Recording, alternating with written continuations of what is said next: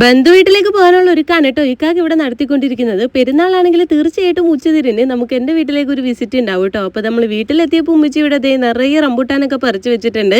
ഈ ഒരു വലിയ റംബൂട്ടാൻ ഉണ്ടല്ലോ, ഇത് നല്ല ഫ്ലഷ് ഉണ്ട് കേട്ടോ. സീഡിന്ന് ഇങ്ങനെ വിട്ട് കിട്ടുന്ന ടൈപ്പാണ്. നമുക്ക് മക്കൾക്കൊക്കെ സേഫ് ആയിട്ട് കൊടുക്കാൻ പറ്റുന്നതാണ്. എനിക്കും പേഴ്സണലി ഈ ഒരു റംബൂട്ടാൻ ഭയങ്കര ഇഷ്ടമാണ് കേട്ടോ. അപ്പൊ ഞാൻ അതേ കഴിച്ച് കഴിഞ്ഞപ്പോൾ കുരു ഇങ്ങനെ കിട്ടിയിട്ടുണ്ട്.